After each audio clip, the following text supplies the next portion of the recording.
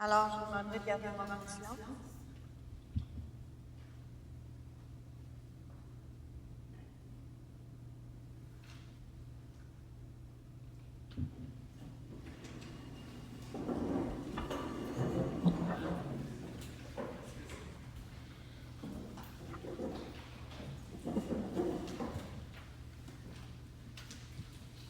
Alors, bonsoir et bienvenue à cette séance ordinaire du Conseil municipal qui est tenue le 24 août 2021 à 19h30 au centre communautaire, au 99 de la mairie à Sainte-Anne-sur-le-Lac, évidemment. Alors, bonsoir. Le gouvernement du Québec a annoncé cet après-midi les modalités du nouveau passeport vaccinal qui sera requis pour accéder à différents lieux et participer à des événements populaires. Cela pourrait avoir des impacts sur nos activités, notamment pour la fête de la famille, une activité très appréciée par nos familles qui devrait se tenir le 4 septembre prochain. Nous sommes en attente de précisions des autorités gouvernementales afin de savoir si nous devons exiger le passeport vaccinal pour accéder au site de la fête de la famille. Nous avons déjà planifié la programmation, de même qu'un système de bracelets que l'on devra se procurer pour accéder au site afin de respecter la capacité sanitaire. Nous souhaitons de tout cœur présenter la fête de la famille, mais vous comprendrez que cela doit pouvoir se faire en toute sécurité et sans alourdir la logistique. Surveillez notre site Web, notre page Facebook et l'application Voilà au cours des prochains jours pour connaître les détails. Je vous souligne également que des soumissions publiques ont été lancées afin de procéder à la conception d'égouts pluviaux au sud du chemin d'Oka, afin de favoriser un meilleur drainage des eaux de surface. Ce projet est sujet à l'approbation de chacun des secteurs concernés car il s'agit de nouvelles infrastructures. Après une pause involontaire de 12 mois, plusieurs citoyens seront heureux d'apprendre que les ventes débarras lors du week-end de la fête du travail pourront être tenues cette année. On pourra donc procéder à la vente de ces objets et vêtements le samedi 4, le dimanche 5 et le lundi 6 septembre de 9h à 17h. Aucun permis ou inscription n'est nécessaire. En cas de pluie, les ventes débarras seront remises à la fin de semaine suivante. Pour obtenir plus de renseignements, veuillez communiquer avec le service de l'urbanisme de la ville. La canicule qui sévit actuellement et qui se prolongera encore jusqu'au 26 août selon les prévisions météorologiques, jumelée à l'absence de pluie, nous amène à vous demander de respecter la réglementation sur la consommation de l'eau potable. En terminant, je vous réitère mes habituelles consignes alors que la rentrée scolaire se déploiera sous peu. Dans les zones scolaires, respectez la limite de vitesse et conformez-vous aux ordres des brigadières. Soyez également vigilants partout sur notre réseau routier, car plusieurs enfants se déplacent à pied ou à vélo pour se rendre à l'école. Alors, merci de votre attention. Alors, nous allons passer à la séance. Nous allons passer au point numéro 1, l'adoption de l'ordre du jour. Il est résolu d'adopter l'ordre du jour tel que suit. Qui le propose? Qui l'appuie? Point numéro 2, procès-verbaux, adoption. Il est résolu d'adopter le procès-verbal de la séance ordinaire du 27 juillet 2021 et le procès-verbal de la séance extraordinaire du 12 août 2021 tel que soumis. Qui le propose? Je le propose. Qui l'appuie? Jean-Guy Lajeunesse l'appuie. Point numéro 3, liste des comptes à payer, adoption.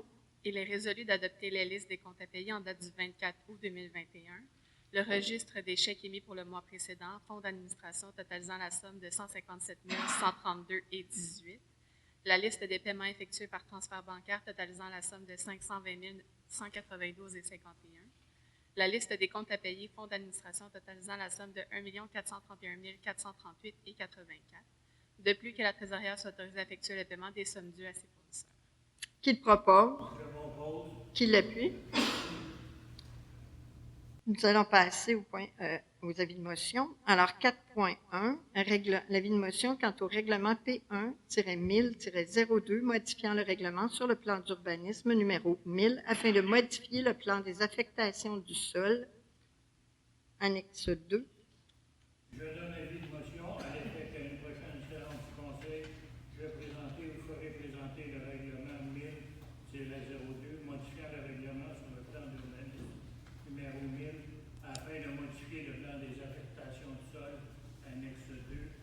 dépose en ce sens le projet. De plus, demande est faite de dispenser de la lecture du règlement, puisque chacun des conseillers en a reçu une copie. Alors, il s'agit ici, sur le chemin d'Oka, à l'ouest des condos, les manoirs. Donc, c'est Barbe Aluminium, 32e avenue, aller jusqu'à la 33e avenue. C'est de permettre du résidentiel multi et mixte. 4.2, avis de motion quant au règlement 1400-71, modifiant le règlement de zonage numéro 1400 afin de remplacer la zone C 604 par la zone M 509 et d'ajouter une grille des spécifications dans la zone ainsi créée. Je donne l'avis de motion à l'effet qu'à une prochaine séance du Conseil, je vais présenter ou ferai présenter le règlement 1400-71, modifiant le règlement de zonage numéro 1400 afin de remplacer la zone C 604 par la zone M 509 et d'ajouter une grille des spécifications dans la zone ainsi créée et dépose en ce sens le projet. De plus, demande est faite de dispenser de la lecture du règlement, puisque chacun des conseillers en a reçu une copie.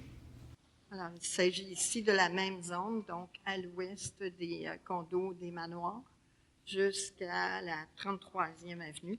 Alors, c'est de permettre, évidemment, la zone mixte. 4.3, avis de motion quant au règlement 1400-72, modifiant le règlement de zonage 1400 afin de modifier les dispositions quant aux garages détachés et aux remises sur le territoire de la ville. Je donne l'avis de motion à l'effet qu'à une prochaine séance du Conseil, je présenterai ou ferai présenter le règlement 1400-72, modifiant le règlement de zonage 1400 afin de modifier les dispositions quant aux garages détachés et aux remises sur le territoire de la ville et des déposant en ce sens le projet. De plus, demande est faite de dispenser de la lecture du règlement, puisque chacun des conseillers en a reçu une copie. Alors, il s'agit ici des garages détachés et des remises sur le territoire quand il s'agit d'un coin de rue. Alors, c'est la modification concerne le retrait de l'obligation d'avoir 4,5 mètres de distance minimale de la ligne.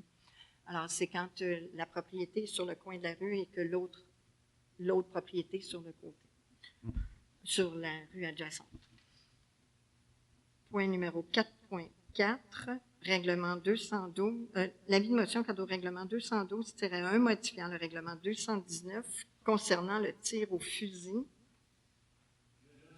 À l'effet qu'à une prochaine séance du Conseil, je présenterai ou ferai présenter le règlement 219-1, modifiant le règlement 219 concernant le tir de fusil et dépose en ce sens le projet.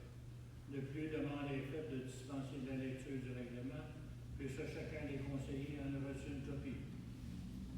Alors ici, c'est le tir au fusil, évidemment, c'est interdit sur le territoire et on modifie à la demande du service de police les amendes relativement à le tir au fusil quand quand la police va sur les lieux et que quelqu'un se fait donner une amende.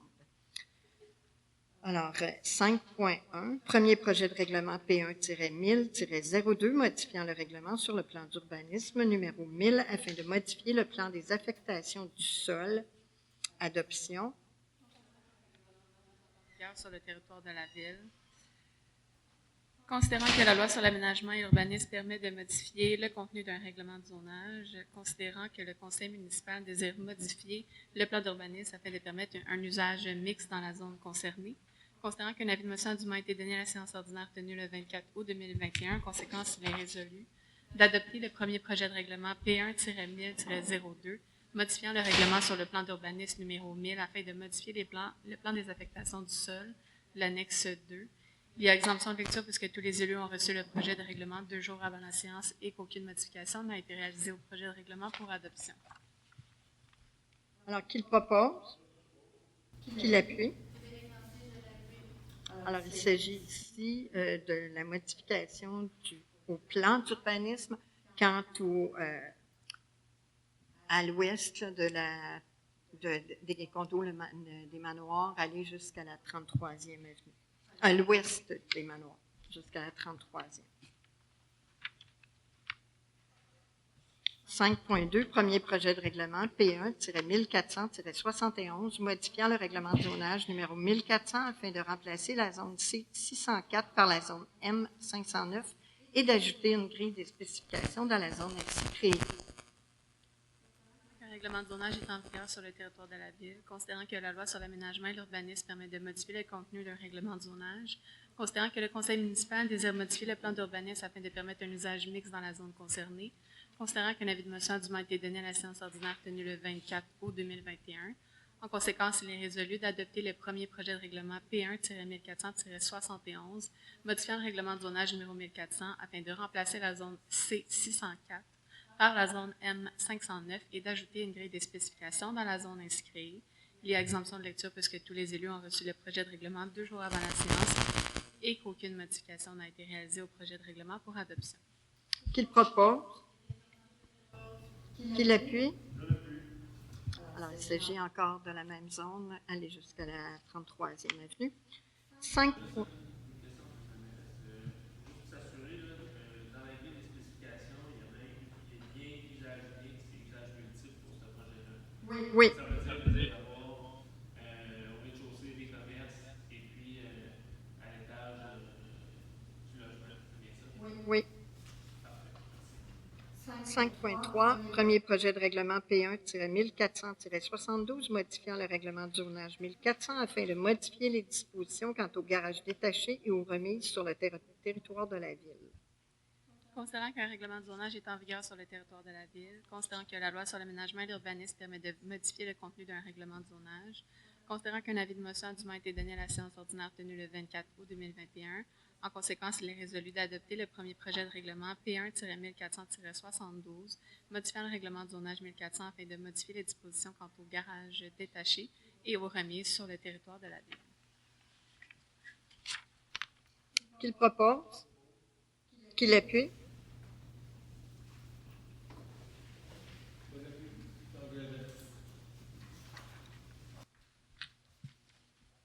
Il y a exemption de la lecture. Il y a exemption de lecture parce que tous les élus ont reçu le projet de règlement 2 jours avant la séance et qu'aucune modification n'a été réalisée au projet de règlement pour adoption.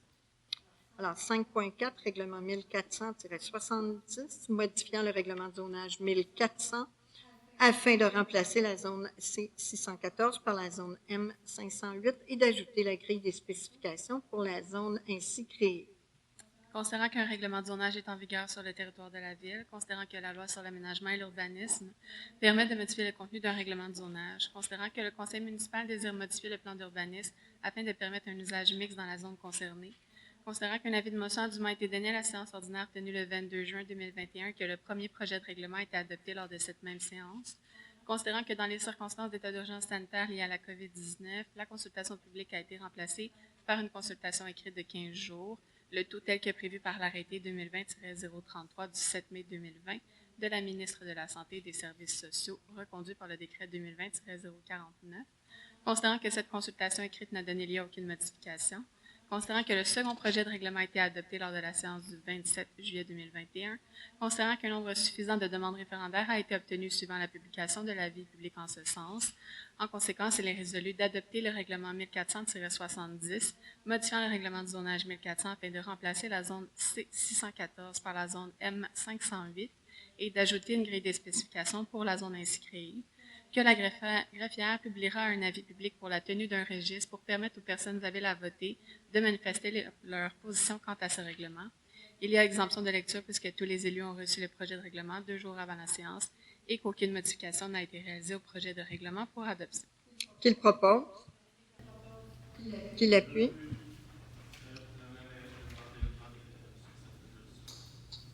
D'accord.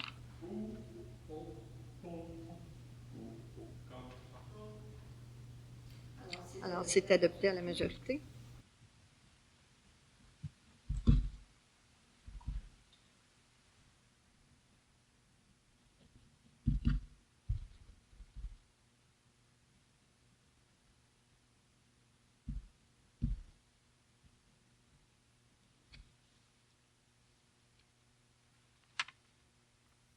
5.5, règlement 1000-01, modifiant le règlement sur le plan d'urbanisme 1000 afin de modifier le plan des affectations du sol. Considérant qu'un règlement de zonage est en vigueur sur le territoire de la Ville, considérant que la loi sur l'aménagement et l'urbanisme permet de modifier le contenu d'un règlement de zonage, considérant que le conseil municipal a reçu une demande pour procéder à une modification de son plan d'urbanisme, considérant qu'un avis de motion a dûment été donné à la séance ordinaire tenue le 22 juin 2021 et que le premier projet de règlement a été adopté lors de cette même séance, considérant que dans les circonstances d'état d'urgence sanitaire liées à la COVID-19, la consultation publique a été remplacée par une consultation écrite de 15 jours, le tout tel que prévu par l'arrêté 2020-033 du 7 mai 2020 de la ministre de la Santé et des Services sociaux, reconduit par le décret 2020-049, considérant que cette consultation écrite n'a donné lieu à aucune modification, considérant que le second projet de règlement a été adopté lors de la séance du 27 juillet 2021, considérant qu'aucune demande de participation référendaire n'a été reçue. En conséquence, il est résolu d'adopter le règlement 1000-01, modifiant le règlement sur le plan d'urbanisme numéro 1000 afin de modifier le plan des affectations du sol. Il y a exemption de lecture puisque tous les élus ont reçu le projet de règlement 2 jours avant la séance et qu'aucune modification n'a été réalisée au projet de règlement pour adoption. Qu'il propose. Qu'il appuie. 6.1, demande de PIA quant à la propriété située au 337 rue des Alizés. Considérant qu'en date du 3 août 2021, les membres du comité consultatif d'urbanisme ont étudié une demande de PIA qui vise à permettre le remplacement du revêtement de toiture. Le revêtement est modifié pour être de couleur brun classique. Considérant la recommandation positive du comité consultatif d'urbanisme par sa résolution numéro CCU 2021-08-46, considérant que la demande de PIA vise à permettre le remplacement du revêtement de toiture au 337 rue des Alizés, considérant que la demande de PIA est conforme aux règlements municipaux, considérant que la demande de PIA rencontre les critères d'évaluation applicables en vertu du règlement sur les PIA afin d'atteindre l'objectif poursuivi. En conséquence, il est résolu d'accepter la demande de PIA pour la propriété CISO 337 rue des Alizés pour le remplacement du revêtement de toiture. Qu'il propose. Qu'il appuie. 6.2, demande de PIA quant à la propriété située au 3075 chemin d'Oka, local 107. Considérant qu'en date du 3 août 2021, les membres du comité consultatif d'urbanisme ont étudié une demande de PIA qui vise à permettre l'installation de 2 enseignes pour le commerce, les Cupcakes Florine, au 3075 chemin d'Oka, local 107. Il s'agit d'une enseigne éclairée de 8 pieds par 2 pieds à plat sur le bâtiment, avec lettrage sur vinyle collé, autocollant posé sur un panneau d'aluminium et d'une enseigne lumineuse sur pylône 84 pouces par 18 pouces avec vinyle translucide. Considérant la recommandation positive du comité consultatif d'urbanisme par sa résolution numéro CCU 2021-08-47, considérant que la demande de PIA vise à permettre l'installation de 2 enseignes au 3075 chemin d'Oka, local 107, considérant que la demande de PIA est conforme aux règlements municipaux, considérant que la demande de PIA rencontre les critères d'évaluation applicables en vertu du règlement sur les PIA afin d'atteindre l'objectif poursuivi. En conséquence, il est résolu d'accepter la demande de PIA pour la propriété CISO 3075 chemin d'Oka, local 107, pour l'installation de 2 enseignes. Qu'il propose. Qu'il appuie. 6.3, demande de PIA quant à la propriété située au 3075 chemin d'Oka, local 109. Considérant qu'en date du 3 août 2021, les membres du comité consultatif d'urbanisme ont étudié une demande de PIA qui vise à permettre l'installation de 2 enseignes pour le commerce Zanimal au 3075 chemin d'Oka, local 109. Il s'agit d'une enseigne éclairée de 8 pieds par 2 pieds à plat sur le bâtiment avec lettrage sur vinyle autocollant posé sur un panneau d'aluminium et d'une enseigne lumineuse sur pylône 84 pouces par 18 pouces avec vinyle translucide. Considérant la recommandation positive du comité consultatif d'urbanisme par sa résolution numéro CCU 2021-08-48, considérant que la demande de PIA vise à permettre l'installation de 2 enseignes au 3075 chemin d'Oka, local 109, considérant que la demande de PIA est conforme aux règlements municipaux, considérant que la demande de PIA rencontre les objectifs d'évaluation applicables en vertu du règlement sur les PIA afin d'atteindre l'objectif poursuivi. En conséquence, il est résolu d'accepter la demande de PIA pour la propriété CISO 3075 chemin d'Oka, local 109, pour l'installation de 2 enseignes. Qu'il propose. Qu'il appuie. 6.4, demande de PIA quant à la propriété située au 3131A, chemin d'Oka. Considérant qu'en date du 3 août 2021, les membres du comité consultatif d'urbanisme ont étudié une demande de PIA qui vise à permettre l'installation de 2 enseignes pour le commerce Printemps partout au 3131A, chemin d'Oka. Il s'agit d'une enseigne lumineuse de 8 pieds par 2 pieds à place sur le bâtiment sur un plexiglas translucide et d'une enseigne lumineuse translucide sur pylône de la même taille que l'existant. À noter qu'il s'agit du même graphisme pour les 2 enseignes.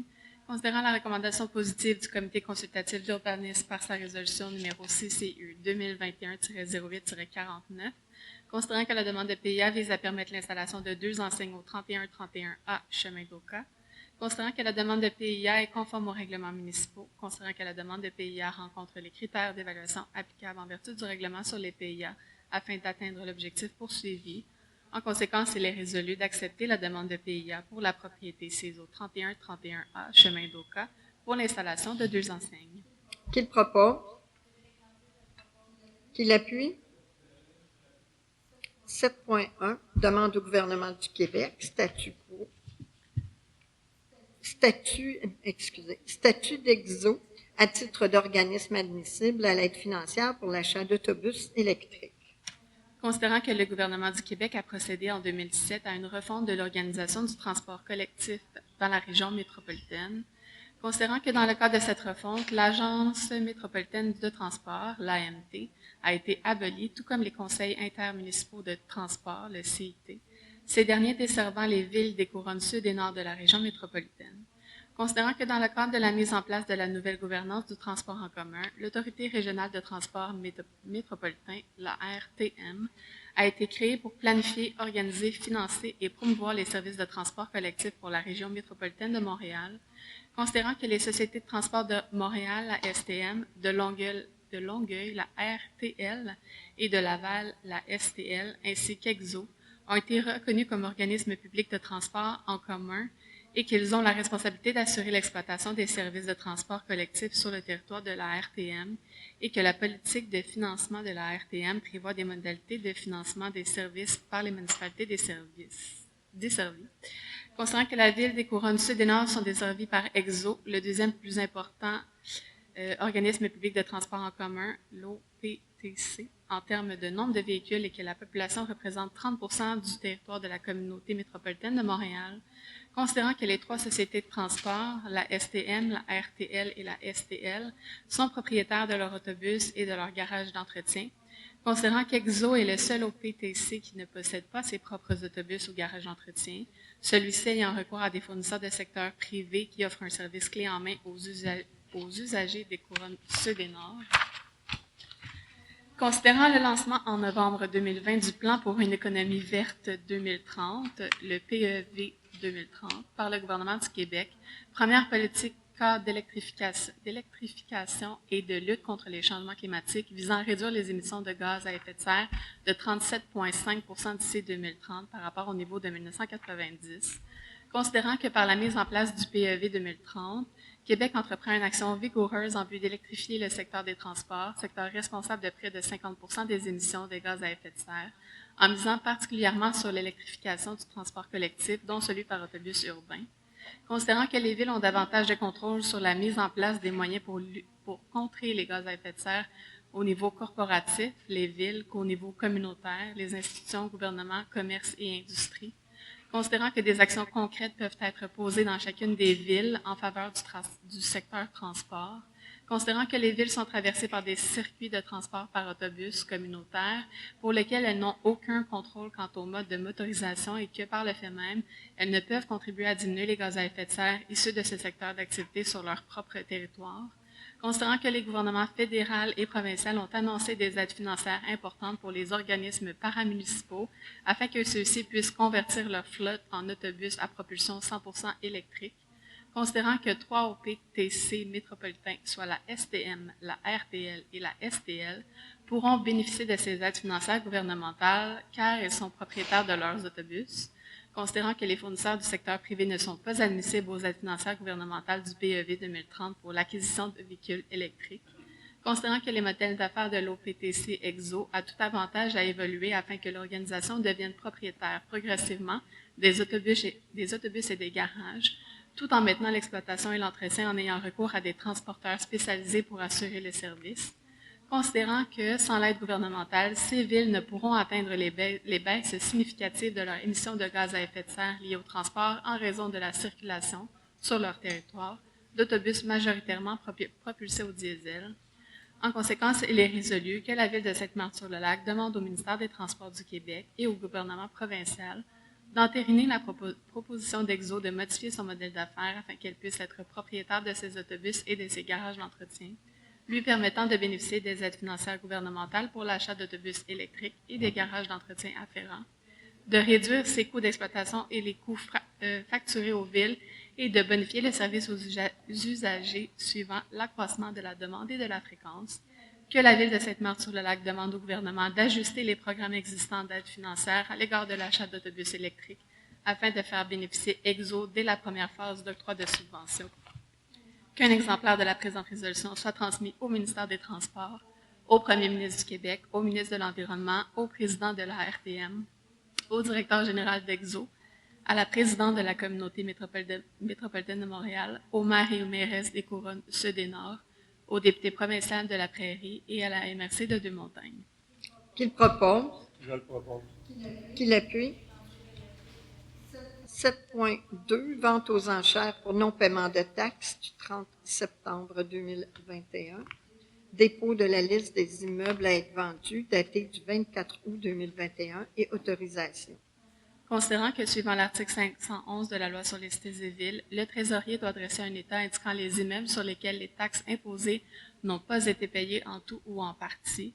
Considérant que, suivant l'article 512 de la Loi sur les cités et villes, le Conseil, après avoir pris connaissance de l'état produit par le trésorier, peut ordonner au greffier de vendre ces immeubles à l'enchère publique au bureau du Conseil, à savoir la salle du Conseil située à l'Hôtel de Ville de Sainte-Marthe-sur-le-Lac, au 3000 chemin d'Oka. En conséquence, il est résolu de procéder au dépôt de la liste des immeubles à être vendus pour non-paiement de taxes datée du 24 août 2021, d'autoriser la greffière à procéder le 30 septembre 2021 à la vente aux enchères pour non-paiement de taxes des immeubles mentionnés à la liste ci-haut mentionnée, le tout conformément aux articles 512 et suivants de la Loi sur les cités et villes, d'autoriser le directeur général à acquérir, pour et au nom de la ministre de la Ville, des immeubles conformément à l'article 536 de la Loi sur les cités et villes, et ce, lors de la vente pour taxes du 30 septembre 2021. Qui le propose? Qui l'appuie? 7.3, rémunération du personnel électoral, élection du 7 novembre 2021.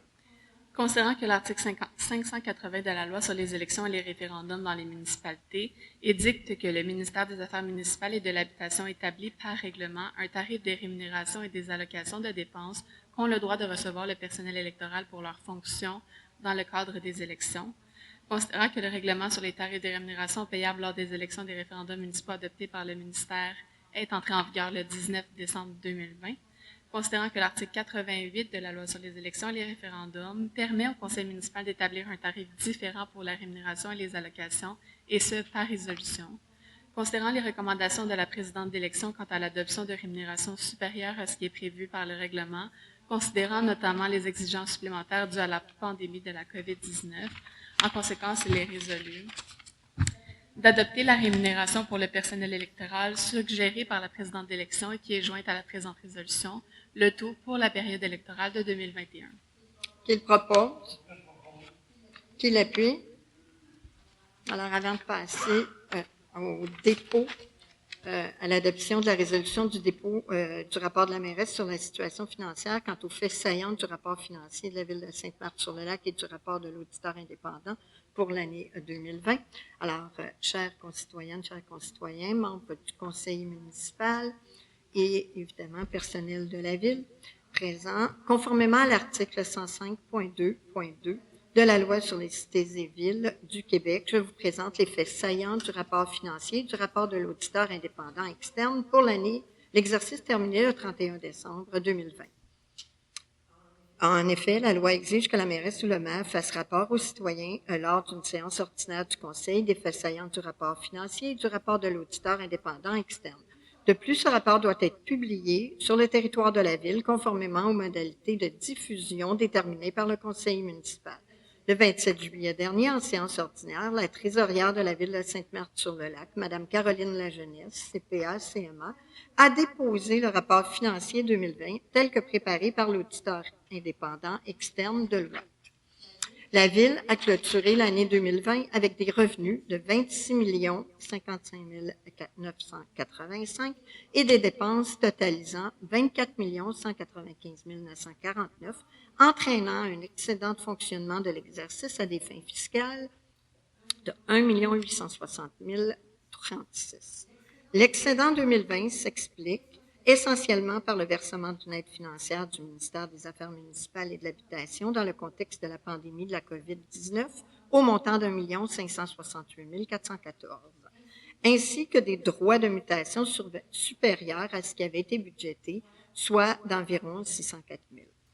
Aussi, en raison de la pandémie, certaines dépenses n'ont pas été réalisées, entre autres l'annulation d'activités et d'événements, l'annulation de cours, des loisirs, la fermeture temporaire de la bibliothèque, etc.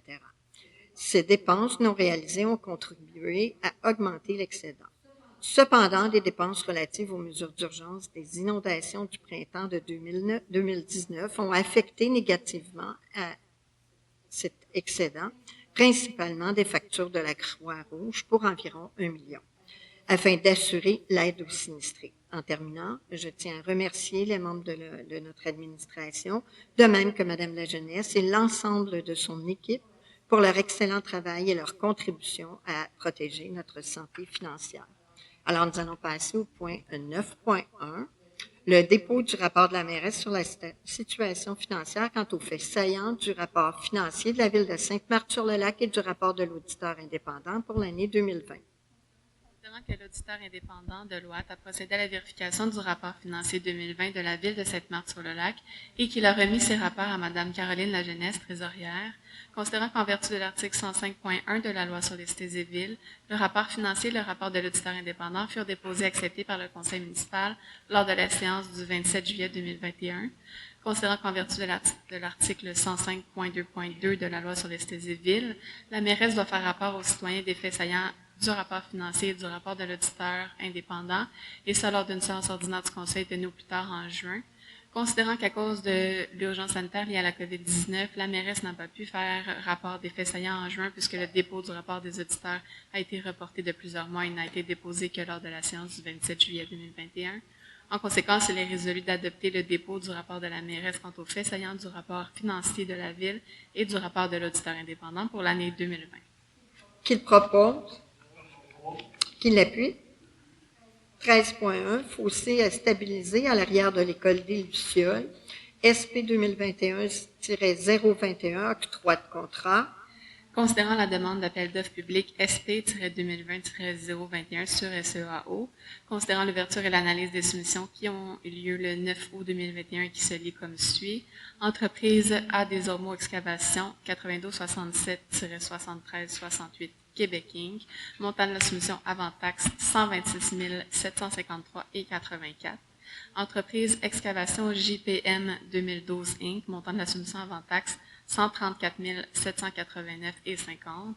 Entreprise Bernard Sauvé Excavation Inc. Montant de la soumission avant taxe 162 656 $. Entreprise Construction des Ormeaux et Bibo Inc. Montant de la soumission avant taxe 208 555.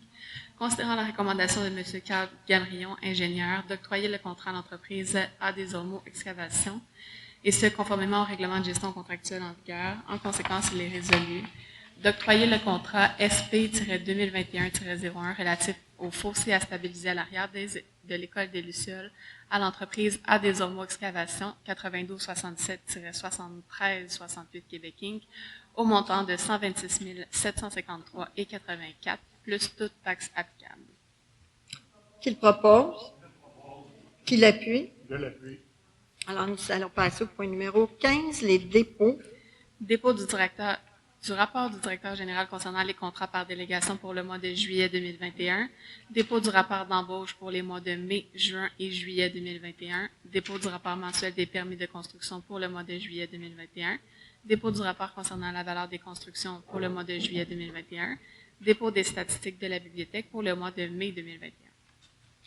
Alors, nous allons passer à la période de questions. Alors, nous n'avons pas reçu de questions via courriel. OK.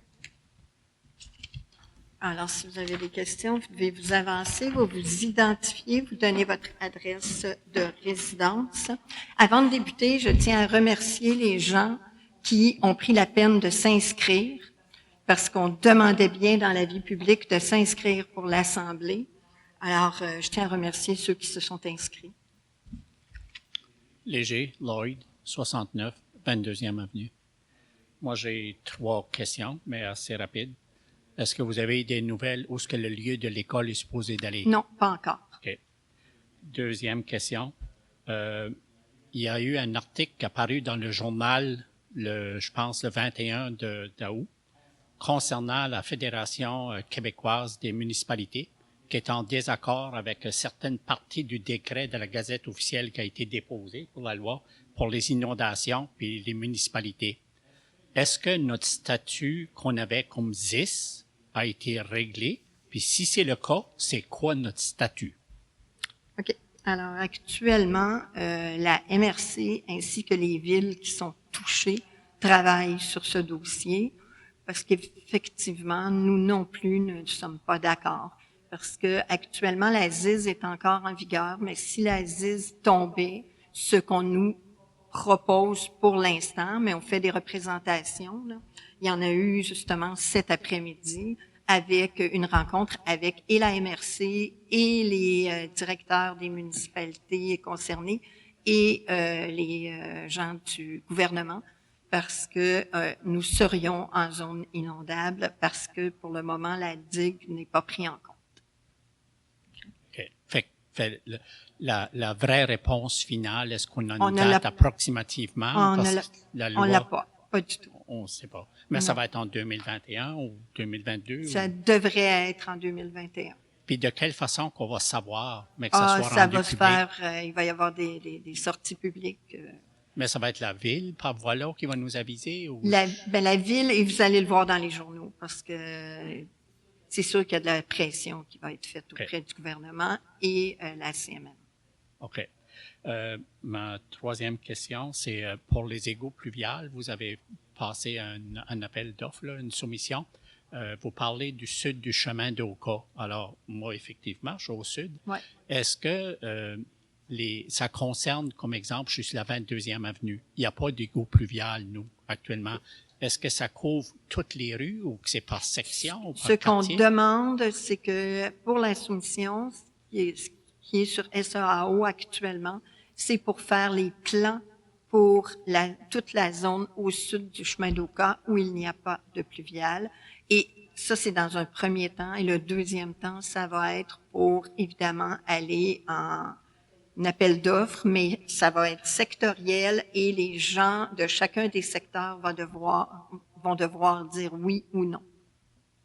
Et dans ce cas-là, exemple, est-ce que ça marche par la zone actuellement, comme chaque non, officier ça va fonctionner par rue, là, les rues où on va faire les travaux. OK. Puis dans ce cas-là, ça veut dire quand il va falloir qu'on se prononce, c'est parce qu'on va avoir une facture spécifique au coût que ça coûte partagé Ben, on va par vous la dire zone des qu'est-ce citoyens. que ça représente et ce que représentent les coûts et ce que ça va représenter sur les comptes de taxes des citoyens. Et là, les citoyens vont être appelés à se prononcer, à savoir s'ils le veulent ou pas. OK. Merci. Bonsoir tout le monde. Alex Brisebois-Pro, 216 rue Annie. J'ai 2 questions. La première concerne le point 6.2. Si Madame la greffière, vous pourrez me dire le nom du commerce au 6.2. Je vais juste regarder. Pardon?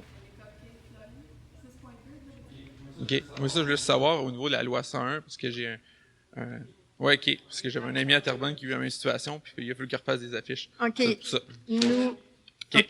ce qui est arrivé, c'est que il y en a 2 de toute façon. Là.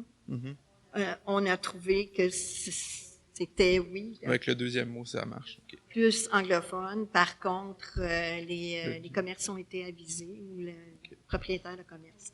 ont été avisés qu'ils pouvaient avoir une problématique avec ça. Ah, OK, parfait. En lien avec le point 7.3, on parle de personnel électoral. On sait qu'on s'en va en élection cet automne. Il commence à faire noir un petit peu plus. J'aimerais faire un tour de table à savoir si votre décision est prise, vous conseillers, conseillères et Madame la mairesse, à savoir si vous vouliez pour prendre un nouveau mandat à l'automne prochain. OK. Moi, je ne vous permettrai pas de faire de Non. tour de table et de demander à chacun des membres s'ils veulent se présenter. Ce qu'on va faire, c'est que ça va sortir publiquement quand chacune des équipes va s'annoncer. Il y en a qui se sont déjà annoncés. Il y a quant à mon statut à moi, il n'y a rien d'annoncé encore. Donc, il n'y a personne qui veut prendre la parole? Non, et je ne leur donnerai pas la parole. Okay. C'est une Ils donneraient séance pas du la conseil municipal. Ce n'est pas une... OK, c'est pas un endroit qu'on voit de l'information. Ben, pas ici. Non, Monsieur Robillard, vous avez présenté votre équipe. J'ai pas de problème avec ça. Quand l'équipe que je représente va décider de s'afficher publiquement, ce sera fait publiquement. Ce ne sera pas fait en assemblée municipale. On ne me fera pas de reproche que je prends l'assemblée municipale pour faire de la politique. Alors, non. Oui, monsieur? Sébastien Dionne, 3273 des Perdrix.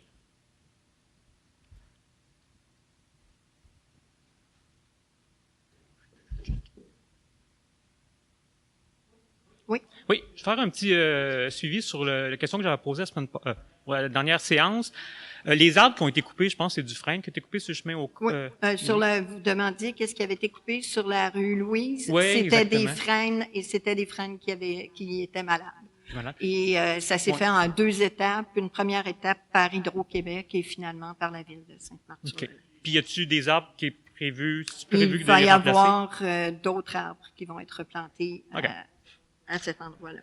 Une question pour ceux qui sont sur la digue, là, les clôtures qu'on devait mettre pour empêcher les gens de passer. Est-ce qu'on sait quand est-ce que les travaux vont commencer et quand ils vont se terminer? C'est sur le point de se terminer. Je crois qu'il restait quelques clôtures à Parce que poser. celle, en tout cas, pour c'est la 45e pour aller vers Saint-Joseph-du-Lac, la piste cyclable, c'est pas fait, là. Fait que ça s'en vient, ça achève. Ça devrait se terminer prochainement. OK. Une autre chose, il y a beaucoup de circulation présentement sur le chemin au cas entre la 43e pour tourner. Il y a un centre de la petite enfance qu'il y a là. Fait que maintenant, qu'est-ce qui arrive, c'est que beaucoup de monde, au lieu d'attendre là, parce qu'il y a trop de monde, ils bifurquent sur la 41, puis ils vont vite. Sauf qu'il y a un parc pour enfants là, puis il y a beaucoup de familles. Fait, serait-il possible d'avoir un dos d'âne qui est installé là? Il n'y a pas eu de demande qui a été formulée. J'ai pas de problème à mettre un dos d'âne ou même mettre les enfants qu'on place sur le bord des rues Okay. ou de faire pour rétrécir la rue. Par contre, on les enlève bientôt. Fait que, OK, au moins, ça pourrait être fait pour l'année prochaine.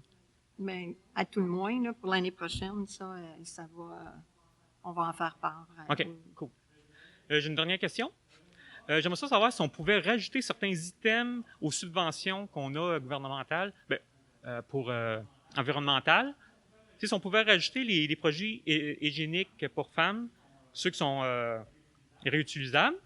Puis si on pouvait aussi rajouter peut-être une subvention pour ceux qui veulent qui veulent planter des arbres pour revitaliser les coins qui manquent, sous approbation par la ville, évidemment. Savoir si la ville pourrait contribuer justement à leur donner une réduction sur le coût des arbres. Alors ça, c'est quand on fait des programmes de subvention, comme par exemple pour les couches lavables Mm-hmm. ou pour, on a fait les 2 arbres pour une naissance. On a aussi les récupérateurs d'eau de pluie. On a les... Oh, il y a une bonne liste, là. C'était juste savoir si on pouvait en rajouter d'autres. mais ça, c'est annuellement quand on fait le budget qu'on doit prévoir ça. Alors, OK, fait que ça, si c'est tout. moi ou n'importe quel citoyen voudrait en suggérer, on peut vous envoyer la liste puis vous les considérer pour l'année prochaine. Ben là, vous venez de nous en donner une bonne Ouais, bon mais il y en a aperçu, d'autres. là. Je ne veux pas passer la demi-heure là-dessus. C'est beau. OK. Fait que ça va être tout. Merci. Merci. Bonsoir. Je suis Lynne Surprenant, 58, 24e Avenue. Je sais que tout à l'heure, dans votre introduction, vous en avez fait référence. Je pense que vous envisagez Je pense que vous envisagez de tenir la fête de la famille. Oui. Oui. Vous attendez qu'il y ait de voir s'il va y avoir des restrictions pour les événements à l'extérieur, c'est ça? La seule chose qu'on veut s'assurer, c'est le passeport vaccinal. Est-ce qu'il va être obligatoire ou pas? OK. Donc, vous allez avoir une réponse très bientôt. Ah, Ça va être annoncé sur votre page ça va Facebook. être annoncé, comme je l'ai dit tout à l'heure, Oui. sur Facebook, sur Voilà, ainsi que sur le OK. site de la ville et sur les D'accord. panneaux. OK. Merci beaucoup.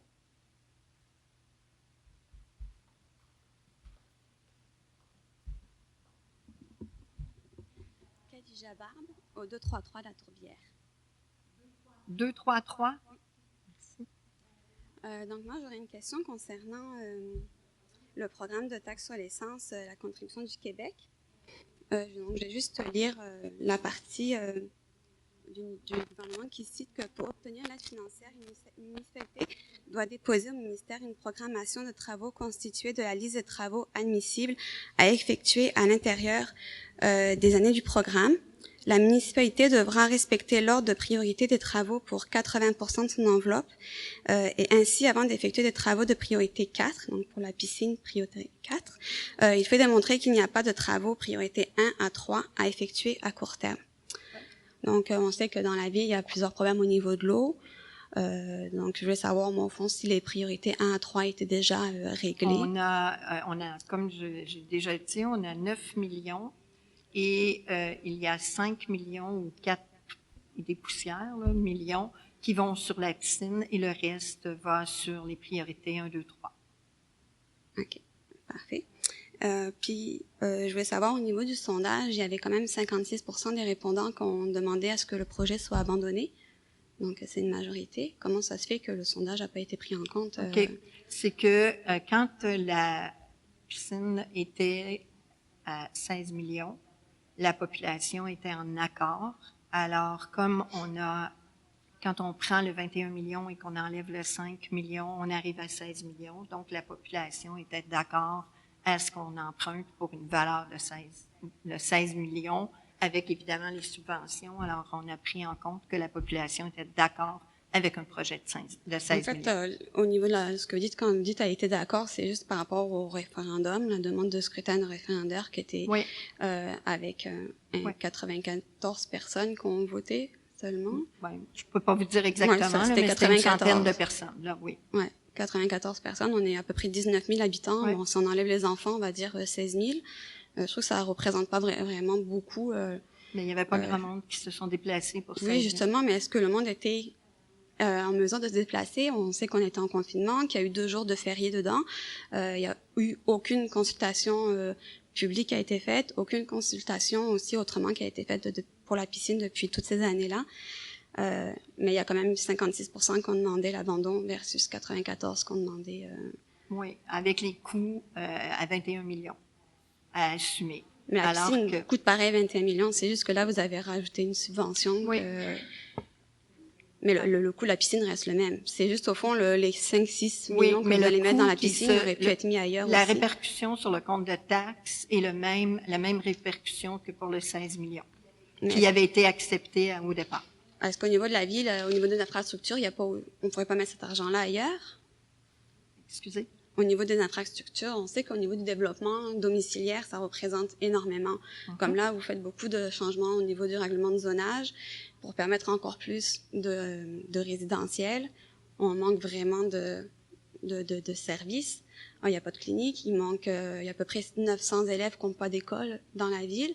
Puis là, on rajoute encore du résidentiel, on enlève encore plus d'arbres, puis on enlève les commerces aussi. Et les infrastructures, elles sont pas suffisantes pour répondre à tout ça, on le sait. Puis là, on va rajouter la piscine, mais on pourrait mettre cet argent-là pour d'autres choses qui sont plus importantes. Oui, mais comme je le disais tout à l'heure, sur le 9 millions, il y a quand même 4 millions qui vont pour justement les infrastructures avec lesquelles on a des problèmes. OK. Et il y a aussi quelque chose je pense que c'est quand même facile à réaliser. On s'entend que c'est un règlement de la ville qui demande à ce que chaque propriétaire plante 2 arbres. Pourquoi que c'est pas respecté? Je m'entends que c'est sûr, c'est une responsabilité de chaque citoyen de le faire, mais pourquoi que c'est pas comme ça ferait une grosse différence? OK, le promoteur se doit de le faire et je crois, à ce que j'ai compris, c'est qu'il a commencé vraiment assidûment à le faire l'année dernière et il le refait cette année, d'après ce qu'on m'a dit. Mais chaque propriétaire de sa maison est obligé de planter 2 arbres. Je regarde dans ma rue à moi, puis je pense qu'on est comme 4-5 à avoir planté un arbre. Tout le reste, aucun arbre en avant de leur maison, puis il y a de l'espace pour ça. Ça ferait vraiment une grosse différence, puis c'est pas quelque chose qui coûte cher aux habitants, puis qui demande beaucoup. Je pense que ce serait quelque chose de pouvoir, je sais pas, là, faire influencer la population à le faire. On sait que c'est important. Surtout, Oui, je suis d'accord avec vous. Okay. Et j'ai aussi une dernière question. Est-ce que le C609, donc en avant, là, est-ce que ça va être modifié? Pour le moment, comme j'ai dit le mois dernier, ils ne peuvent pas construire. Vous parlez du terrain vacant en face. Oui, ils ne peuvent pas construire pour l'instant. Parfait. J'ai une dernière petite question. Est-ce qu'au niveau des poursuites judiciaires qui ont été faites, est-ce qu'il y a des nouvelles là-dessus? Je sais que c'est judiciarisé, que les procédures ont été déposées et ont été signifiées. Au fond, moi, je suis allée à la cour quand j'y ai passé au mois de juin.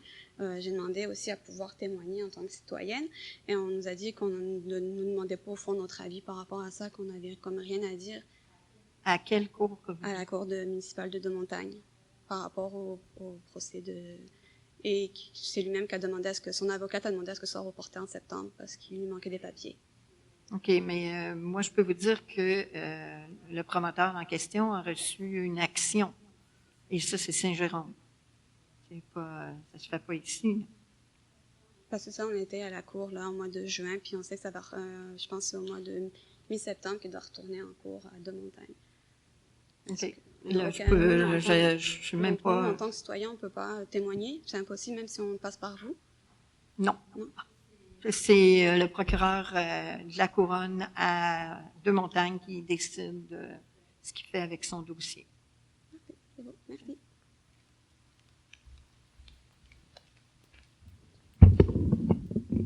Bonsoir. Éric Dumoulin, 35 boulevard des Pins.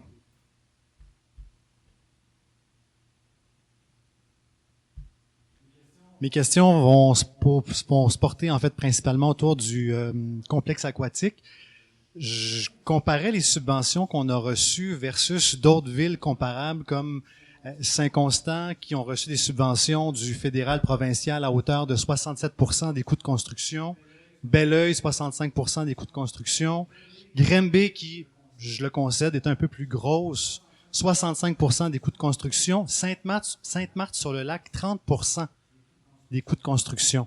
Ma question, c'est pas pourquoi une piscine, ma question, c'est pourquoi un si gros projet? À cause de la population qu'on dessert, à cause de... il va y avoir les municipalités de l'Ouest qui vont venir se joindre à nous. L'entente est faite? L'entente n'est pas signée, mais ils vont se joindre à nous. Parce qu'à la dernière séance, vous aviez dit que vous aviez tendu la main et que oui. c'était resté lettre morte. Non, je n'ai pas dit lettre morte, mais j'ai dit que si on... Vous n'aviez pas de réponse? Il y a des villes que oui. J'ai dit que oui. Oui. Avez-vous fait le nécessaire pour aller chercher le maximum de subventions du fédéral puis du provincial? Oui. Pourquoi on arrive à 30% des coûts de construction versus Saint-Constant, Belleuil, 65% des coûts de construction, 67% des coûts de construction? Parce que quand on avait fait la demande, c'est ce qu'ils nous ont accordé. OK. C'est plus élevé ailleurs. Je vous le dis, on aurait pu, je pense, faire un petit effort supplémentaire. On a fait une demande toute nouvelle et malheureusement, on ne l'a pas eu. Et il n'y a pas eu de partenariat établi non plus qui a pu se faire avec les autres municipalités autour? Pour l'instant, non. OK. Est-ce qu'on a pensé à aller chercher des commanditaires de commerçants locaux ici, d'institutions locales qui auraient pu commanditer le centre aquatique? Il y a des négociations actuellement en cours avec certains commerçants. Oui? OK, parfait. Ça me rassure. Excellent. J'ai plus de questions. Merci.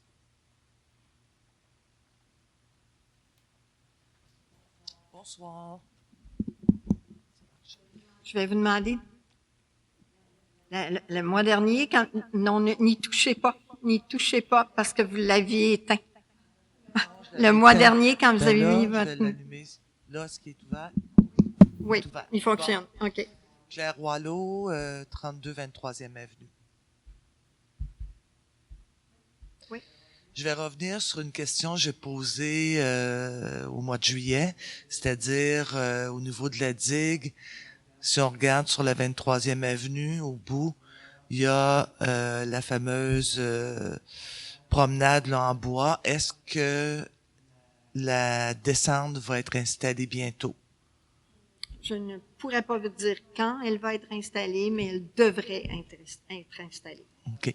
Parce que en ce moment, ce qu'on vit, c'est que même s'il n'y a pas de descente, les jeunes y vont. Puis je suis allé il y a 2 jours, puis là, c'est rendu, c'est des troncs d'arbres de 12 pieds, 14 pieds, qui sont mis là, pour faire des feux. Puis là, c'est installé où l'eau serait normalement, puisqu'on sait que l'eau est très basse. Donc, je pense que ça cause problème. Il y a énormément de vitres aussi par terre. Il y a des canettes, il y a... Je pense que j'ai pas besoin de vous montrer le tableau, là. Non, on est conscient et c'est comme ça à plus d'un endroit sur le territoire. Ouais. Mais c'est parce que c'est constant dans le parc de la Frayère. Donc, je me dis, qu'est-ce qui va être fait? Est-ce que il va y avoir des gens qui vont venir nettoyer? Je sais que c'est compliqué parce que, bon, pour amener les camions, mais il y a quand même de l'espace pour qu'ils puissent passer. Il va-tu y avoir éventuellement des poubelles de mise d'installer sur le bord de l'eau? Parce que là, ça n'a pas d'allure, là. Parce qu'on sait, il y a beaucoup de résidents qui ont acheté, qui sont peut-être pris un petit peu au cou. Donc, ils viennent sur le bord de l'eau pour avoir du bon temps. C'est normal aussi. Ils n'ont peut-être pas les moyens d'aller ailleurs. Donc, ils viennent là, mais il n'y a pas de poubelle, il n'y a pas rien. Donc, on se ramasse avec des sacs, avec plein de détritus partout. OK. Et sur des poubelles, on va voir pour en installer. Oui. Puis j'étais curieuse de savoir, sur ma rue, sur la 23e Avenue, au coin de Louise, presque au coin de Louise, il y a eu vraiment, là, on a détruit une maison, puis on a détruit tous les arbres sur le terrain. J'avais dû le remarquer en passant parce que c'était impossible de pas le voir. Louise 23? Oui, Louise, 23e Avenue. Le nombre d'arbres qui a été coupé, les cèdres, les pins, c'est incroyable, là. Ils ont tout rasé. Honnêtement, je peux pas vous dire. Au coin? Directement sur le coin? Presque au coin. De ce qu'on comprend, là, c'est que l'autre maison va probablement être rasée, elle, avec. Je vais passer, puis je vais porter une attention particulière, là, Parce que moi, j'ai l'impression qu'ils ont peut-être pas de permis. Puis moi, si je veux couper un arbre ou juste tailler des arbres, ça me prend un permis. Puis là, on parle vraiment, ils ont détruit une maison, ils ont mis à terre tout. C'est rasé. Okay. Ça vous dit rien non plus? OK, puisque c'est assez gros. Merci.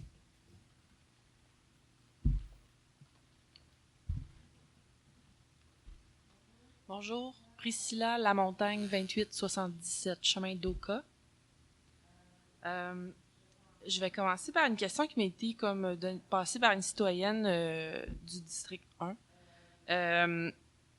Auparavant, là, dans les années avant la COVID, là, il y avait toujours une corvée de nettoyage sur le long du ruisseau qui longe la piste cyclable, là, à peu près où il y a dans le coin du Maxi, là, puis les condos, ou la rue des Anges, là, on va prendre là, dans ce secteur-là, puis je pense que ça va au moins jusqu'au parc Clair de Lune, là, de ce que j'en sais, là, ce ruisseau-là.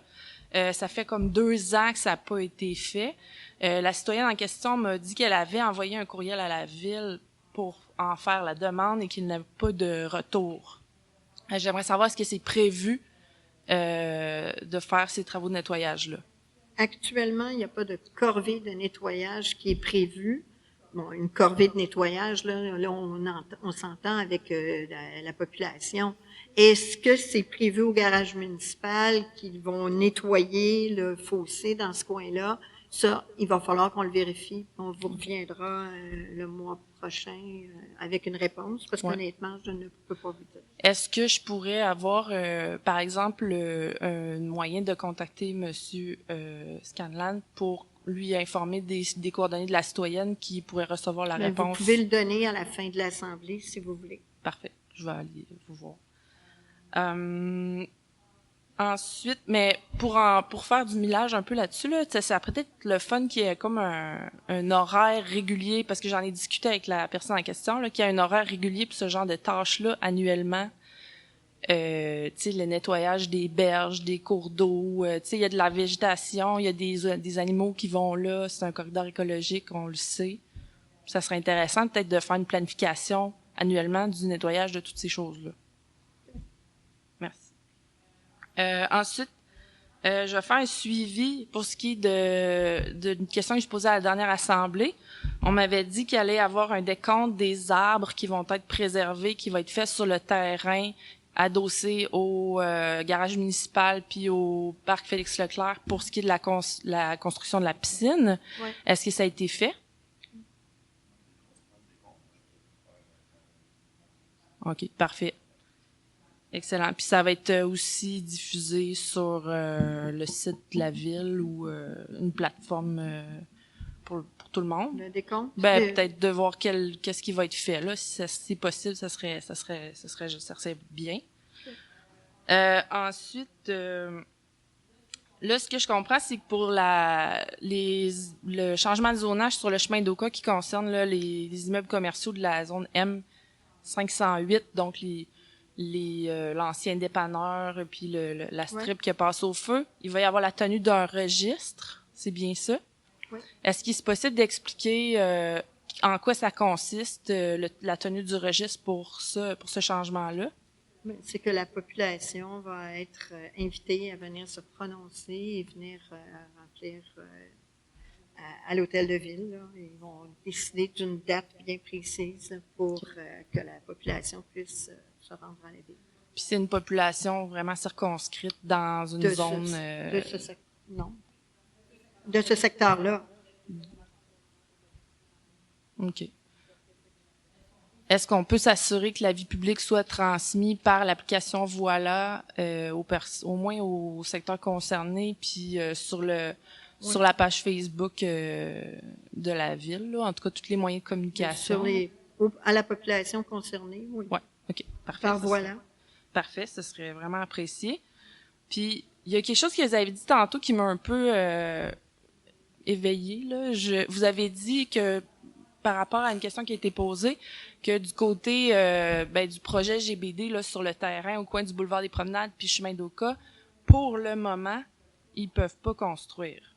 Non. Moi, ce que je comprends, c'est que dans le règlement, c'est à cause que le terrain le boisé faisait plus de 2 hectares. Ils ne peuvent pas construire. Mais pourquoi vous dites pour le moment? Qu'est-ce qui ferait que ça pourrait changer dans le futur? C'est que c'est la MRC qui refuse.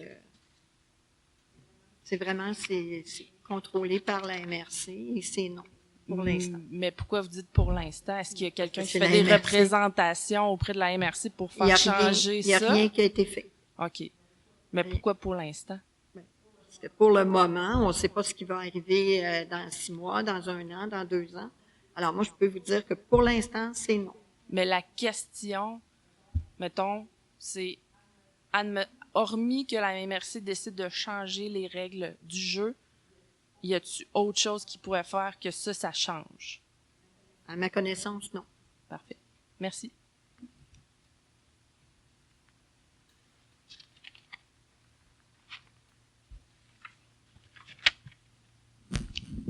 Bonsoir, Normand Pécha, 61 40e Avenue. Juste savoir des explications concernant le 4.3.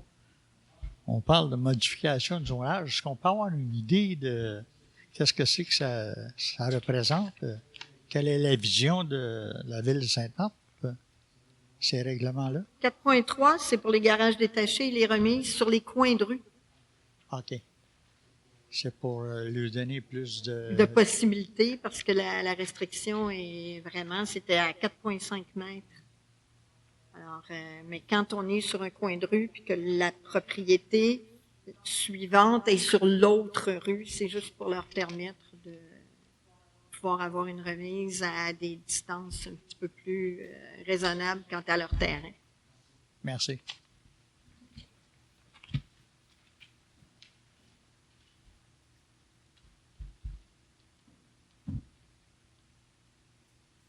Sylvie Clermont, 2978 rue des Chênes. Une simple question. Je me promenais tantôt sur la digue au parc de la Frayère, puis j'ai vu il y a comme un cours d'eau en bas qui s'écoule et qui était orange, vert, de toutes les couleurs. Est-ce que ce serait possible d'investiguer qu'est-ce qui se passe là? Est-ce que c'est une contamination? D'où est-ce que vient cette couleur-là très... ça n'a pas l'air d'être des algues, c'est quelque chose qui couvre tout le ruisseau. C'est quand on était sur la rue Rabi, il y a des blocs, là, on a monté. Mm-hmm. C'est quand on se promène sur la digue, là, de ce côté-là pour aller vers le bord de l'eau, il y a comme une portion d'eau qui est là. Et puis c'est non, très, on me dit 20e, là, ici, il y a quelqu'un qui fait des signes.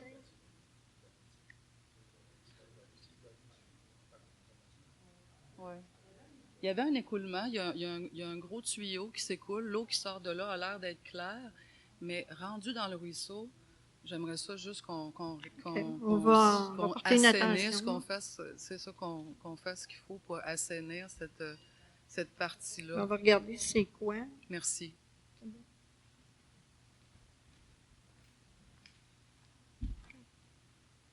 Alors, bonsoir à tous. Marc-André Daou, 210 rue James.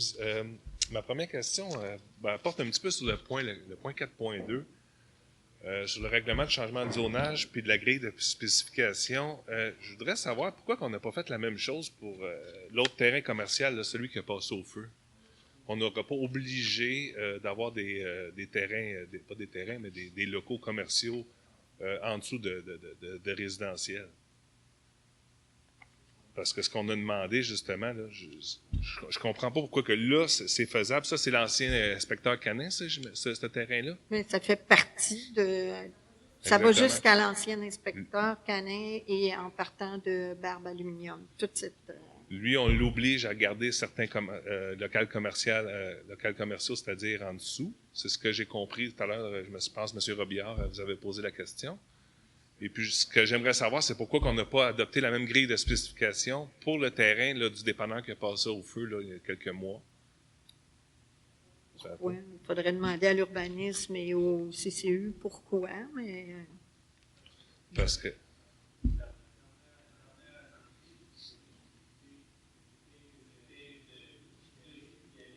Qui devait y aller, oui.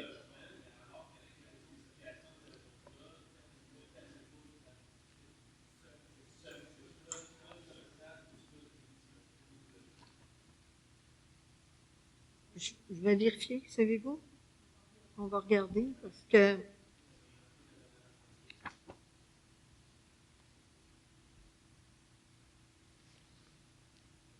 Parce que si on regarde les demandes de PIA, là, il y en a 2 ou 3 là, qui concernent de l'affichage commercial. Je pense qu'il y a de l'avenir pour les commerces du chemin d'Oka. Il ne faudrait pas succomber à la tentation de vouloir mettre du logement à tout prix parce que je pense que c'est une question de proximité, de commerce de proximité. Puis je pense que c'est peut-être une bonne idée de garder ces terrains-là, quitte à le garder vacant 1 an ou 2, puis avoir des investisseurs qui seraient intéressés à vouloir s'établir à Sainte-Marthe-sur-le-Lac. Donc, avoir de nouveaux commerces. Ma deuxième question, c'est, j'ai entendu dire, je ne l'ai pas vu par moi-même, je dis, il y a le mobilier urbain vers la crèmerie qui aurait été enlevé. Est-ce que c'est vrai, ça? Le mobilier urbain de la crèmerie? Oui. Vous ne savez pas, vous n'êtes pas au courant de ça? Non? Je ne peux pas vous dire. OK. Je l'ai pas vu moi-même. C'est quelqu'un qui est arrivé avec ça, qui a une photo. Il dit, ils ont enlevé les bancs là, en face de la crèmerie, là, qui est en face de la mairie ici, justement.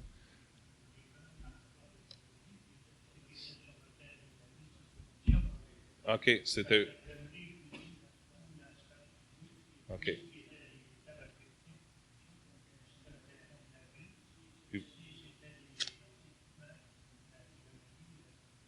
Ils n'ont pas demandé l'autorisation, à la ville de... C'est quoi? C'est sûrement des tables à pique-nique qu'ils ont dû mettre sur le terrain, mais ça serait peut-être une bonne idée de pouvoir mettre du mobilier là, parce que c'est quand même des arbres. Je pense que c'est un commerce qui est populaire, puis il faut encourager quand même nos commerces locaux. La dernière séance, je vous ai posé une question concernant la MTQ, le chemin d'Oka, de sécuriser le chemin d'Oka à cause que, bon, ma conjointe avait eu un accident. Est-ce que vous avez eu des discussions avec le MTQ concernant la sécurité sur le chemin d'Oka? Je n'en ai pas eu dernièrement. Pas encore, non? Parce que je sais que c'était peut-être dans vos plans. Puis selon vous, ça serait quoi les moyens qu'on devrait faire pour sécuriser le chemin d'Oka? Moi, je ne suis pas spécialiste, alors ce serait plutôt les ingénieurs à la ville et le MTQ qui vont nous dire ce que ça prendrait, mais pas moi. Je n'ai absolument pas de formation dans ce domaine-là. D'accord.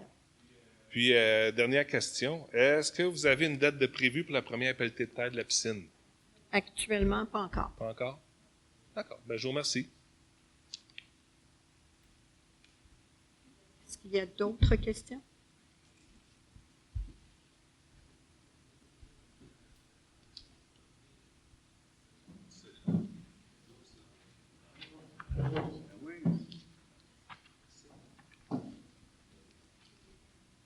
Bonsoir. Robert Meloche, 562 26e Avenue. Comme vous savez, on était resté à Beaubriand 1 an. Là, on est revenu. Puis là, ben, on pratique le pickleball, puis on a bien de la misère. Fait que là, on vient voir la ville pour vous solliciter, pour nous donner un coup de main. Aujourd'hui, j'ai fait une belle rencontre. J'ai été voir M. Gilles Rochette, puis il nous a dit qu'il va collaborer, là. Puis il y avait la direction, l'appui de la direction. Fait que ça nous a fait plaisir. J'ai parlé à M. Blou aussi. Fait que on a besoin de quelques petits filets, quelques petites affaires, mais là, il m'a dit que ça sera en cours. Là, on joue présentement, mais lorsque la pandémie là, est arrivée, on avait 74 joueurs. Puis là, on a de la misère à réunir 7-8 joueurs. Ils sont tous partis. Il y en a partis à Saint-Eustache, il y en a qui ont lâché, puis il y en a, ben, là, on n'a pas de moyens. Mais là, la ville, M. Rochette nous a dit qu'avec le site, là, il va nous aider. Lui, il est là par intérim, ça a l'air. Je trouve que c'est un gars de terrain, un bon monsieur, puis je voulais simplement vous dire que ça nous fait plaisir de voir qu'il y a quelqu'un là, qui va nous aider. Là, il m'a dit que le surfaçage, la 31, parce que c'est qu'on joue présentement. Là, on joue jusqu'au mois de septembre, octobre. On aimerait ça avoir une place à l'intérieur, comme on en avait anciennement. Il dit qu'il va vérifier ses notes, il va regarder ça. Puis là, la pandémie, tout ce qui arrive à l'intérieur, là, puis il va nous revenir là-dessus. Okay. Merci. Merci. Merci.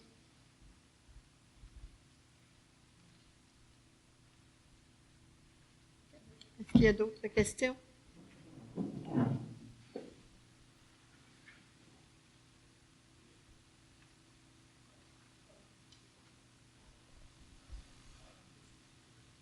Excellent. Peut-être mon plombage ici.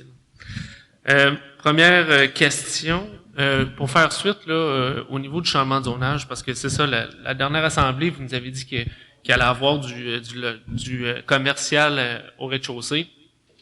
Et puis quand on a vu la grille de spécification, mais ce n'était pas le cas. C'est pour ça que les signatures ont été cherchées. On est allé chercher les signatures pour justement conserver les locaux. Je m'étonne encore qu'on poursuive avec cette résolution-là, tout de même, en sachant que l'usage multiple et mixte n'est pas sur la grille de spécification. Je pense qu'il serait peut-être opportun de retirer le projet et puis de juste simplement ajouter cet usage. Monsieur Robillard, vous avez demandé le vote. Oui. Alors, ça a été adopté à la majorité. Il va y avoir la suite dans le dossier tel que prescrit par la loi. Donc, avez-vous la date pour la parution de l'avis public? Pas encore. Fait que là, vous allez l'afficher soit demain ou après-demain? Je ne pourrais pas vous dire, je ne suis pas dans... Madame la greffière, est-ce que vous avez une idée quand est-ce? OK. Parfait. Est-ce que ça va se faire avant le début de la campagne électorale? Parce que je pense que ce serait important de ne pas empiéter avec... OK. Parfait. Merci. Au niveau des communication, on va peut-être faire attention parce qu'aujourd'hui, il y a une communication qui est sortie ce midi concernant l'arrosage. Et puis, il y a eu une erreur. On a mis de l'avant l'ancien règlement. Oui. Ce serait peut-être de faire attention. On avait publié l'horaire au mois d'août, fin juillet. On avait publié l'horaire et malheureusement, aujourd'hui, ils ont publié en mettant le lien et malheureusement, le lien n'était pas à date. Mais le tout a été réglé dans les minutes qui ont suivi. Parce que j'ai envoyé un message texte aussi. Oui, vous avez envoyé un message texte et j'ai des citoyens qui nous ont écrit aussi. Mais ce qui m'amène à dire que faudrait peut-être penser aussi à faire une mise à jour régulière du site Internet. Alors, M. Robillard, la personne qui est en charge aux communications est en maladie depuis le début de l'été. On a fait 2 affichages pour trouver quelqu'un. Malheureusement, on ne peut pas faire de miracle. Ouais. Okay? Alors, c'est le personnel à l'interne qui pallie au manque de personnel aux communications. D'accord. Mais reste néanmoins que si on regarde le volet urbanisme, tout ce qui est au niveau des grilles de spécification, il n'y a rien à jour là-dessus. Et ça date pas d'hier, ça date pas de l'année passée, ça date de plusieurs années. Donc, l'information que les citoyens veulent aller chercher sur le site Internet, ben, elle doit être mise à jour parce que ça va empêcher des problématiques. Alors, si je comprends bien, là, vous êtes en train de dire qu'il n'y a rien à jour sur le site Internet. C'est ce que vous venez de dire. Non, c'est ça. Ben, c'est ce que vous avez dit. Madame Paul. On va réécouter. On va réécouter là ce que l'Assemblée, mais que vous l'avez mis en ligne. Là. Mais ça reste que comme l'exemple que je vous donne, les grilles de spécification, la grille de spécification de la piscine qui a été adoptée il y a 1 an et demi, 2 ans, et qui a été amendée dernièrement, n'est toujours pas sur le site Internet. Fait que la nouvelle zone qui a été créée pour la P300 en quelques n'apparaît toujours pas. Ça fait 2 ans et demi que ça a été adopté. Donc, il faudrait peut-être qu'il y ait des mises à jour qui se fait régulièrement sur le site Internet. Au niveau brigadier, vous avez parlé d'entrée de jeu, la sécurité au niveau de la rentrée scolaire. Est-ce qu'on peut s'assurer que pour l'année scolaire qui s'en vient, qu'on ait en permanence 2 brigadiers en tout temps au coin, à l'intersection de la rue Lorrain et du boulevard Lorette-Théoret? Parce qu'à l'occasion, si je ne me trompe pas, l'après-midi, il y a seulement un brigadier ou une brigadière, et puis cette intersection-là est réellement problématique, puis ils sont pas trop de 2 pour faire le travail. Je pense que ça y va pour leur propre sécurité au niveau des brigadiers et ainsi la sécurité des enfants.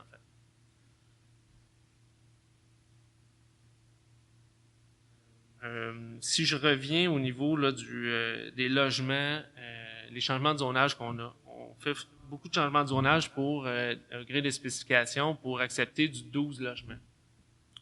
Est-ce qu'on pourrait penser à exiger d'avoir des stationnements souterrains pour ces 12 logements-là, pour ces terrains-là? Parce que la problématique, c'est que on le voit au coin de la 35e, entre la 35e et la rue Claude, pour le stationnement, on vient d'aller chercher la superficie entière du terrain en stationnement. Il reste très peu d'îlots de verdure, très peu de place aussi pour entreposer de la neige. Question, M. Robillard, ma question, est-ce qu'il est possible d'arriver d'exiger stationnement souterrain? Stationnement souterrain. Je ne vais pas assez vite dans mes questions. Mais non, mais c'est parce que, M. Robillard, vous vous étendez. Alors, la question, on est en période de questions. Oui, il faut que ça roule. Non, mais c'est une période de questions, M. Robillard. C'est pas votre état d'âme. Là. Votre question. Merci. Prochaine question, M. Robillard. Oui. J'aime bien votre politesse, Mme Paulus. On adore la vôtre aussi, M. Robillard. Ben, je suis pas impoli avec vous. Là. Alors, je vais passer à la question de Madame. Allez-y, je vais revenir après. Ouais. Élodie Saraguet, le 3019 rue Lorrain. Là, on a parlé tantôt de la nouvelle école, mais je me demandais juste, parce que je travaille dans une école primaire, puis je me demandais juste quand est-ce qu'on va avoir des nouvelles pour l'école. que vous avez une idée? Parce que là, on entend parler de la nouvelle école, puis on veut savoir où est-ce qu'on va travailler. Fait que c'est juste si vous avez une idée quand est-ce qu'elle va être construite et quand est-ce qu'on va savoir où elle va être, dans le fond. Bon, on est en négociation OK. pour avoir un terrain, parce qu'il va falloir exproprier. Alors, une fois que ça va être fait, la commission scolaire actuellement sait à quel endroit on a l'intention de voir pour exproprier. Mais moi, je suis pas le maître d'œuvre, puis c'est pas moi qui donne les contrats là, de la commission scolaire. C'est vraiment la commission scolaire. OK. Le centre de services. Mais si, par exemple, je peux demander à la commission scolaire et pourraient me répondre, eux, de savoir c'est où l'endroit? Non, ils ne vous le diront pas parce qu'on ne veut pas spéculer sur le terrain. OK, super. Merci beaucoup.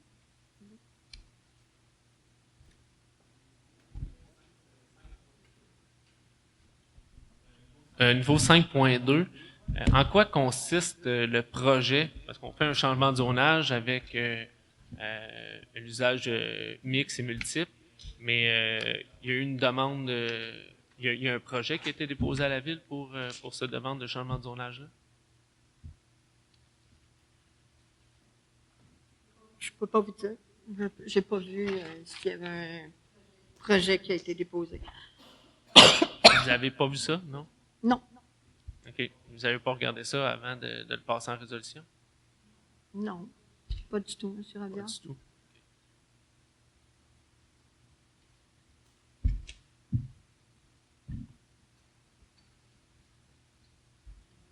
Avez-vous quelque chose dans le dossier?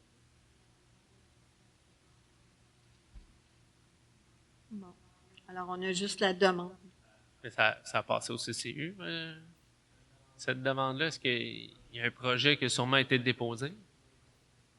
OK. Alors, M. Robillard voudrait savoir, pour ce qui est du changement de zonage à partir des manoirs, aller jusqu'à l'ancien inspecteur Canin, est-ce que, quand il y a eu le CCU, est-ce qu'on vous a présenté un projet quelconque? Ce n'était pas définitif, mais il y avait des tentations de 5 logements. De 5-12 logements, OK, qui sont répartis sur plusieurs terrains? Sur les terrains des Garneau et les ouvriers de transport à côté, là. Je ne connais pas le nom des commerces par cœur. Mais là, on se trompe. Non, monsieur Racine, on ne parle pas du même projet. Tu sais, il n'est pas passé encore en résolution, ce projet-là, mais merci de nous avertir qu'il va y avoir un projet sur ce lot commercial-là. Non, M. Robillard, je n'ai rien dans le dossier, à l'exception de... Non. Non.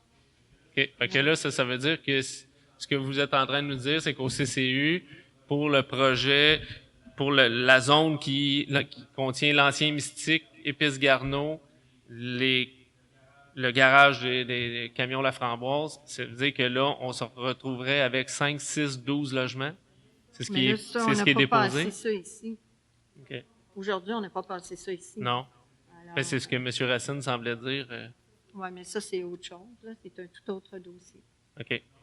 Donc, mais il faut confirmer que c'est présentement au CCU. Bon, il l'a dit. Oui, okay. Ça a passé au CCU. Parfait. Au niveau 13.1, excusez, je vais juste regarder le...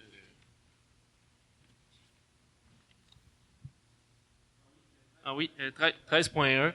Pouvez-vous me parler un peu des travaux là, quant au fossé à stabiliser là, derrière l'école des Lucioles? Alors, derrière l'école des Lucioles, côté entre Saint-Joseph-du-Lac et Sainte-Marthe-sur-le-Lac, il y a des terrains qui sont en train, entre autres, un citoyen qui demeure sur le territoire de Saint-Joseph-du-Lac et tous ces cèdres sont en train de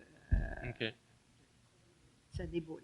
OK. Est-ce que les travaux aussi consistent, parce que lorsqu'on va marcher et on traverse du côté de Saint-Joseph, on passe par-dessus le ruisseau, puis il y a un ancien tuyau là, qui est comme sur le camp. Puis, c'est exactement ça qu'ils vont stabiliser et qu'ils vont refaire. Parfait. Et il va y avoir un ponceau aussi qui va être fait pour pouvoir traverser ce fossé-là?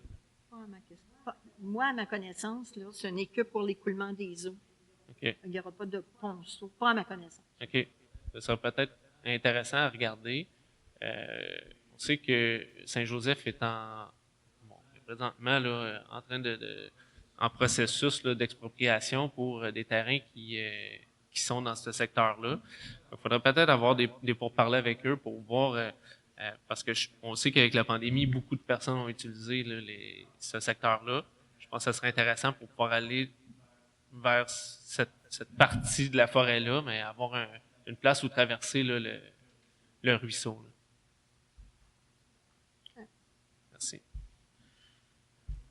Au niveau du pluvial, donc, on est en train de demander là, pour des plans et devis pour l'ensemble du sud du chemin d'Oka, ainsi que toutes les vieilles rues qui datent du règlement 495 à l'époque, du secteur sud du chemin d'Oka. C'est bien ça? Sud du chemin d'Oka où il n'y a rien. Okay. Donc, à l'époque, si on en haut aussi, oui, sur la 35e, 33e, 28e. Les endroits où il n'y en a pas du tout. C'est ça. Toutes les anciennes rues avant la construction. Donc, là, on va parler de taxes de secteur pour le pluvial, puisque toutes les nouvelles constructions depuis 2000, après les égouts, eux ont payé leur infrastructure à même l'achat de la maison. Oui. C'est bien ça. Donc, à l'époque, à la fin des années 90, on parlait d'à peu près 20 millions pour la partie pluviale. Ça va? OK. Parce que quand on avait construit les égouts, on parlait de 22 millions. Monsieur Legault, vous étiez là à l'époque. Est-ce que c'est à peu près juste là, comme montant? Là, M. Robillard, vous devez passer par moi. Oui, excusez-moi. Oui. C'est mon erreur. Mon erreur. Alors, oui, Madame Police, désolé.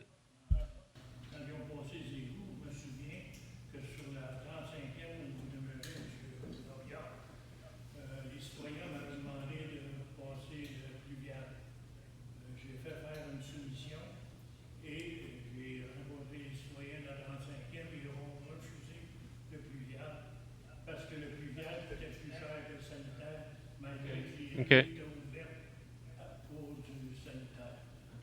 OK. Sur la 35e, je me souviens, le pluvial, d'après que je comprends, du référendum qu'il y avait eu à ce moment-là, était que le pluvial était plus cher que le sanitaire. Si vous voulez avoir une idée, calculer le vote sanitaire et rajouter peut-être 50%. Okay. Que je pourrais estimer pour du pluvial dans le secteur où il n'y en a pas. Parce que c'est beau avoir un tuyau qui descend, il faut que le tuyau soit connecté à quelque part pour être envoyé, pour être l'eau à être pompée. Donc à ce moment-là, c'est pas seulement de mettre un tuyau dans la rue, il faut aussi organiser le système pour que ça aille dans un collecteur, le collecteur à la station de pompage, et savoir sa station de pompage pour pouvoir subir le surplus d'eau qui va arriver. C'est ça que le mandat a été donné à la firme d'ingénieur. Et vous nous donnez les prix ou les avenues à ce niveau-là. Parce qu'on peut déjà extrapoler que ça va coûter excessivement cher de faire le pluvial au sud du chemin d'Oka. Avant d'entreprendre des plans et devis qui vont arriver dans une direction, parce que là, ce que je comprends, c'est qu'on va y aller dans du pluvial traditionnel, ça veut dire avec des conduits souterrains, puis des collecteurs, et puis je ne sais pas si on va aller par gravité ou avec des stations de pompage. Là. Ça a un coût supplémentaire si on y va avec les stations de pompage, mais reste que si on arrive puis on fait des plans, c'est comme voué à l'échec parce que ça va coûter trop cher et les citoyens ne seront pas capables de payer l'infrastructure. Est-ce qu'il est possible de regarder peut-être des avenues alternatives? Puis en plus, ben là, avec la zone, on n'est pas sûr si on va tomber en zone inondable ou pas. Je ne sais pas si ce serait peut-être opportun de peut-être attendre quelques jours pour voir si... On va regarder ce que ça va donner. Excusez, Monsieur Legault. On va regarder ce que ça va donner avec, juste pour les plans, ce que ça va coûter. Et après, on prendra une décision. Mais parce que là, est-ce qu'on va vraiment avec l'élaboration des plans, ce qu'on va présentement, ou c'est qu'on fait comme une étude à savoir sommaire, à savoir bon, les coûts, évaluer les coûts, combien que ça pourrait coûter. C'est quant au plan, pour Ou- savoir ce que c'est, quels sont les besoins, si on y va, évidemment, là, ce qu'ils veulent, c'est du gravitaire. Mais on veut savoir ce que ça va prendre sur le territoire pour faire en sorte qu'il y ait du pluvial dans les secteurs où il n'y en a pas. Je pense que ce serait important juste d'évaluer sommairement les coûts avant d'arriver puis de faire des plans en bonne et due forme pour l'ensemble du secteur. Parce que si c'est pas coûté trop cher, je veux dire, les citoyens viennent de passer au travers surtout ce secteur-là. On est conscient de ça, M. Robillard, puis ce qu'on a demandé, c'est qu'on nous le fasse de façon à ce qu'on puisse le morceler, le contrat. Okay? C'est ce qu'on a demandé. Oui, mais ça reste que, même si on le morcelle, ça reste oui, que ça va être une... Oui, mais ça va être une taxe de... Oui, mais c'est ça. Oui, je suis d'accord, les problématiques. Là, je vais vous donner un exemple là, dans le coin de la 38e avenue. Oui. C'est problématique et ça prend quelque chose. Je suis d'accord avec vous. Mais reste que si on est capable d'évaluer aussi s'il y a des options alternatives à du pluvial conventionnel, peut-être que pour ces secteurs problématiques-là, ça pourrait être une solution et peut-être à moindre coût que du pluvial traditionnel. C'est le point que j'aimerais apporter. OK, c'est bon. Il y a la solution des fossés que le monde a rempli. C'est l'alternative qui peut arriver. Mais je pense pas qu'il y ait grand monde qui veut que leur devant de maison soit ouvert pour laisser écouler l'eau. À ce moment-là, il y a la solution des tuyaux, oui. On va creuser les fossés puis l'eau s'en vient dans les fossés. Comme c'était avant, qui a été rempli avec le temps par les propriétaires des maisons qui ont rempli. Fait qu'à ce moment-là, le problème d'écoulement des eaux est dû à ça. Et tous travaux qui sont initiales aux contribuables, c'est-à-dire l'asphalte, les égouts sanitaires, le pluvial et tout ça, la première partie est due aux riverains et après ça, la ville s'occupe de l'entretien. Où est-ce qu'il y en a, s'il y a des réparations, la ville s'en occupe, mais le premier coup, c'est le riverain qui paye. C'est la loi qui fait ça. Au niveau du centre-ville, juste pour poursuivre un peu sur les questions qui ont été posées. Donc, là, c'est entre les mains, c'est la MRC qui bloque le projet. Qui gère le dossier. C'est ça, qui gère le dossier. Oui. Mais c'est parce que on le gère, mais quand est-ce qu'on va avoir des nouvelles de la MRC à savoir ça va être quoi la pour suite l'instant, c'est non. Pour l'instant, c'est non. OK, mais c'est parce que... Je maintiens. Oui, mais vous maintenez, parce que pour l'instant, mais le pour l'instant, ça veut dire que ça va rester comme ça, puis on va, après les poursuites, on va espérer gagner, puis après ça, replanter, reboiser, puis ça va rester un boisé à tout jamais? À tout le moins, pour l'instant, oui. OK. C'est ça. On voulait avoir un peu plus de clarté tant qu'au niveau du centre-ville. Parce que là, présentement, ça veut dire que... mais votre question, non, mais cette question, oui, ça s'en vient parce que la zone, là, présentement, on autorise la construction là, pour ce secteur-là. Oui. Il serait opportun de changer la réglementation, le zonage pour faire en sorte de respecter la réglementation de la MRC? On regardera. OK. Et on regardera. Oui. De toute façon, ils ne peuvent pas construire actuellement à cause de la grandeur du terrain. OK. Parfait. J'ai pas d'autres questions. Alors, nous allons procéder à la levée de l'Assemblée. Qui propose la levée? Qui l'appuie? Alors, merci beaucoup et bonne fin de journée.